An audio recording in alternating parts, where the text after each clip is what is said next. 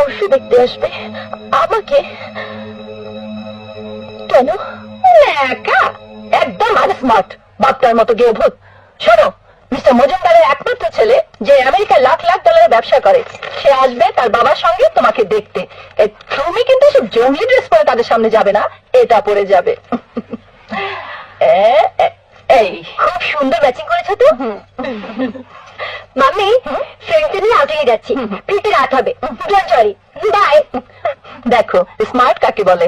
হ্যাঁ, ছোট বোনকে দেখেও শিখতে পারলি না? যারা পরশুদিন আসবে তাদের সামনে তোকে এটা পরেই যেতে হবে। এই মডার্ন যুগে আল্ট্রা মডার্ন সাজবি না। এবারের একটা স্ট্যাটাস আছে, স্ট্যান্ডার্ড আছে, সেটা বলে গেলে চলবে? সব সময় ইয়ার কি ভালো লাগে না। ইয়ার কি নয়, তোমার দুঃখটা আমি বুঝি। একটা মডার্ন আপ টু ডেট বিলেসর ছেলে তোমার জীবনে আনতে না পারার দুঃখটা মেয়েকে দিয়ে ঢাকতে চাইছো, এই তো? অসহ্য।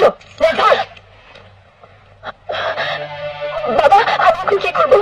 মা যেভাবে বলছে সেভাবে জুড়ে পড়বি, আর কলিজার জোর থাকে প্রতিবাদ করবি। বাবা,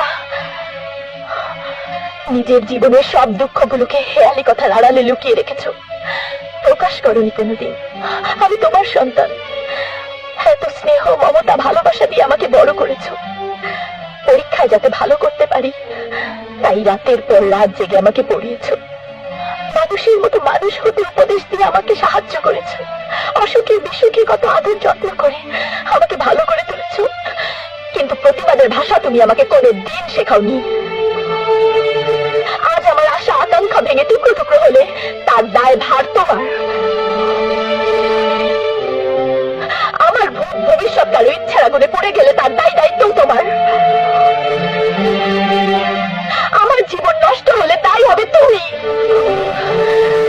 মায়ের সাথে অত্যাচার নীরবে শুধু মুখ বুজে সহ্য করেছো, প্রতিবাদ করনি কেন বাবা? প্রতিবাদ যদি ঠিক মতো করতে পারতাম তাহলে 20 বছর আগে এত বড় অন্যায় হতো না। 20টা বছর লজ্জায় ঘৃণায় দুঃখে চোরের মতো জীবন কাটাতাম না। বাবা,